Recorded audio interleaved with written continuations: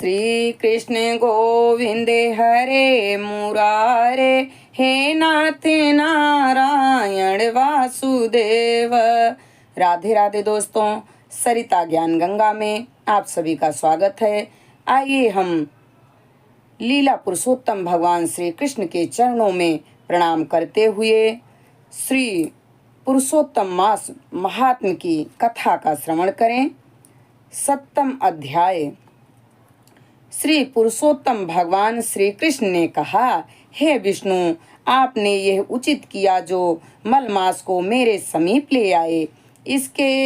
इससे आपकी लोक में कीर्ति बढ़ेगी। जिस प्राणी को तुमने अंगीकार किया है उसे मैंने भी अंगीकार कर लिया।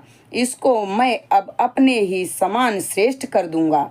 मेरे सभी गुण, कीर्ति, अनुभव, छहों ऐश्वर्य, पराक्रम, भक्तों को वरदान देने की शक्ति आदि, जिनके कारण मैं प्रसिद्ध पुरुषोत्तम कहलाता हूँ, उन सभी को मैं इसे भी प्रदान करता हूँ।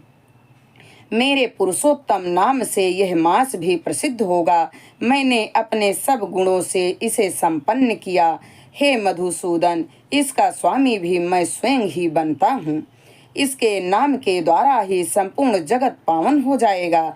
मेरी समानता पाने के कारण यह मास ही सब मासों का अधिपति कहलाएगा।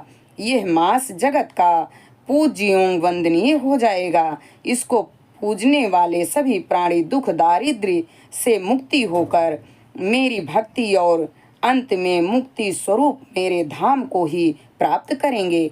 भगवान श्री कृष्ण ने आगे कहा, अन्य दूसरे मास को तो सकाम हैं, किंतु मैंने इसे अपने समान सर्व लोकों का मोक्षदाता और निष्काम बना दिया है। जो व्यक्ति इस अधिक मास में पूजा करेगा वह अपने समस्त कर्मों से मुक्ति प्राप्त करके निसंदेह मुझे प्राप्त करेगा।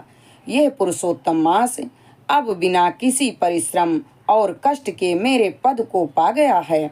इसको पूजने वाले सब व्यक्ति भी केवल एक मास के पूजन और व्रत से बिना कष्ट के जरा और मृत्यु से रहित होकर परम पद को प्राप्त करेंगे। चतुर्मासिक यज्ञ करके स्वर्ग की प्राप्ति होती है और वहाँ के भोग भोगने के पश्चात पुनः पृथ्वी पर आना पड़ता है। किंतु विधि एवं श्रद्धा पूर्वक जो इस पुरुषोत्तम मास को पूजेगा वह अपने परिवार सहित मुझे निश्चय ही प्राप्त करेगा। मुझे प्राप्त कर वह जन्म मृत्यु आदि व्याधि एवं जरा आदि सभी से मुक्त होकर इस संसार में जन्म नहीं लेगा। मेरे परम धाम को वेद वह धाम बतलाते हैं जहाँ से फिर आना नहीं होता। यह पूर्णतः सत्य है। मैं स्वयं इस मास का स्वामी बना हूँ और इसे मैंने ही प्रतिष्ठित किया है। मेरा पुरुषोत्तम नाम भी इसको प्राप्त हुआ है। हे विष्णु, भक्तों की पूजा मुझे प्रिय है। मैं अपने भक्त जनों की कामनाओं की पूर्ति में कभी देरी नहीं करता, परंतु इस मास के भक्त मुझे और भी अधिक प्रिय होंगे। मैं उनकी कामनाएं तो और भी शीघ्र पूर्ण करूंगा। जो महाअज्ञान में घिरे व्यक्ति हैं वे जप दान नहीं करेंगे, सत्कर्म नहीं करेंगे और देव विप्र तथा तीर्थों से शत्रुता करेंगे, वे दुराचारी और दुष्ट व्यक्ति कभी सुखी नहीं होंगे, चिर दुखी रहेंगे। वे दुष्ट और दुर्भागी होकर जन्म लेंगे। जो मूर्ख जीव इस अधिक मास की उपेक्षा करेंगे, इसमें धार्मिक कार्य संपन्न नहीं करेंगे, वे नरक में जाएंगे। जो तृतीय वर्ष के पश्चात आने वाले अधिक मास में इन धार्मिक आचरणों को नहीं करेंगे, वे कुंभी पाक नरक को प्राप्त होंगे।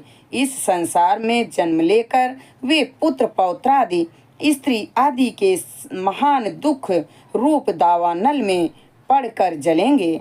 अंत में भगवान श्री कृष्ण ने कहा, जो भी इस पुरुषोत्तम मास में मेरी भक्ति पूर्वक पूजा अर्चना करेगा वह संपत्ति, पुत्र पौत्रादि सभी सुख भोगता हुआ अंत में मेरे इस गोलोक धाम को प्राप्त करेगा।